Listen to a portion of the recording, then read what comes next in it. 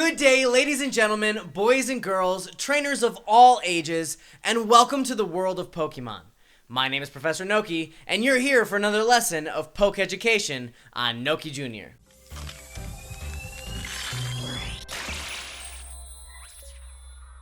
Throughout each new generation of the Pokemon games, there have been brand new mechanics that have been implemented in order to expand the player's experience, as well as build on what came before in the Pokemon titles. With each new region of the Pokemon world gaining its own unique mechanics that helped it stand out from the rest of the games. And then, starting in Generation 6, this got expanded into a brand new evolutionary method called Mega Evolutions, and continued on into Generation 7 with a specialized move called Z-Moves. And now that we're in the Galar region of Generation 8, we have been introduced to a brand new mechanic that is somewhat of a hybridization of both of these older mechanics. Only this time, the Pokemon Company has taken it to another level entirely. So in today's lesson, I seek to analyze what exactly is Dynamaxing, and with that, Gigantamaxing as well. In order to answer this question, there are actually a couple of different sources that we can tap into in order to gain a better understanding from people who have taken the time to research and study this. Starting with, of course, Professor Magnolia, who is essentially the Galar region's top authority on this phenomenon,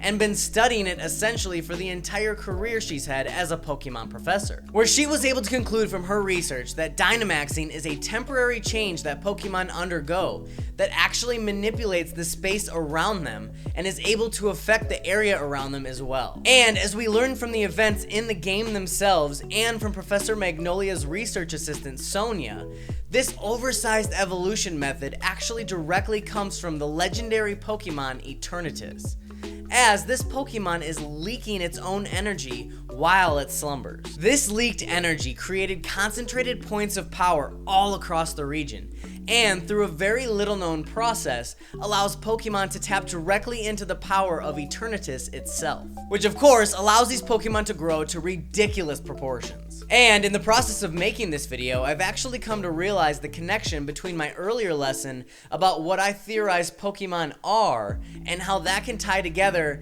to how these Pokemon can actually access this power to begin with. So if you haven't already, make sure you check out that lesson of Pok-Education as well. Trainers in the Galar region can actually manipulate these power spots with the use of their Dynamax bands and wishing stars, both of which are actually made out of Eternatus's body. Which is kind of strange when you put it that way, but it's true nonetheless. Like with Z-Moves and their corresponding crystals, Mega Evolutions and their stones, Dynamaxing is a little understood phenomenon that is actually pretty well utilized in the battles across the Galar region. In fact, nearly all of the gym stadiums are actually built on top of a power spot as well. When a Pokemon undergoes a Dynamax transformation, it does so with more than just gaining a tremendous new stature. In fact, they also gain an entire list of brand new max moves that corresponds to their current moves, types, and categories. And Dynamaxing proportionally increases its maximum and current HP,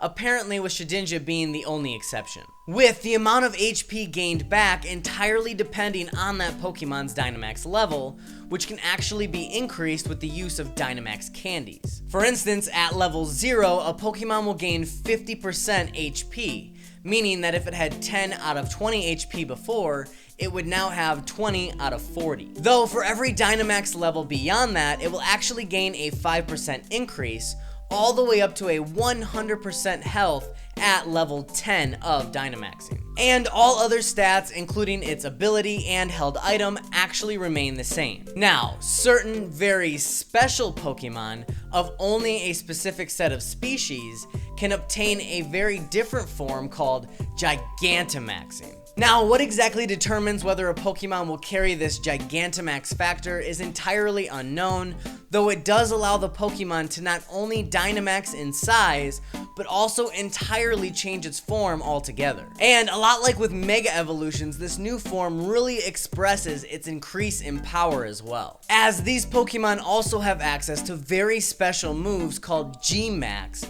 that actually carry really wicked secondary effects that can be very useful in battle. Of all the Pokemon in the Galar region, there are only 2, technically 3, that are not capable of Dynamaxing.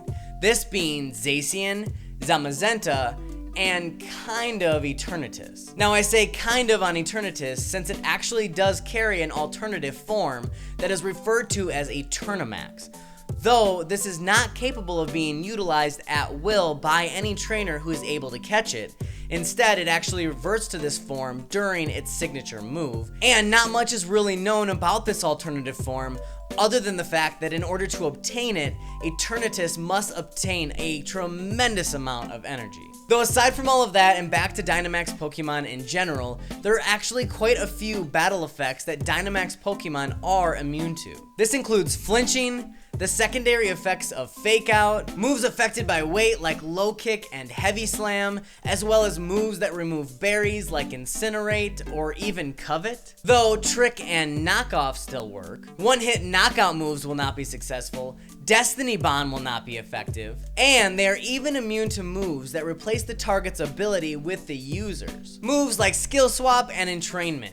However, other ability-changing moves, such as Gastro Acid and Worry Seed, still actually work. They aren't affected by moves that can remove the opponent from battle, such as Circle Throw or Whirlwind. However, they themselves can leave the battle using Emergency Exit or Eject button. And in the same vein, Dragon Tail will still produce damage against them, however does not switch them out of battle. And something to be aware of, Red Card cannot be used effectively against them, however still gets consumed when used against them.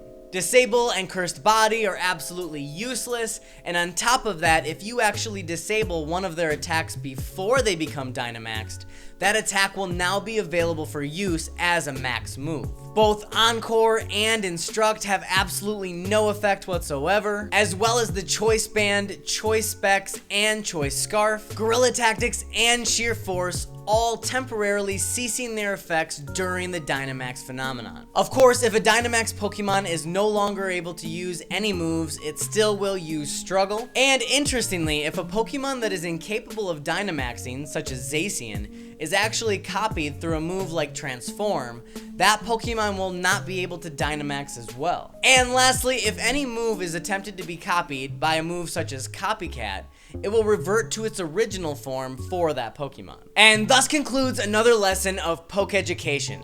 I thoroughly hope you enjoyed this video, and if you did, that you'll consider dropping it a like down below.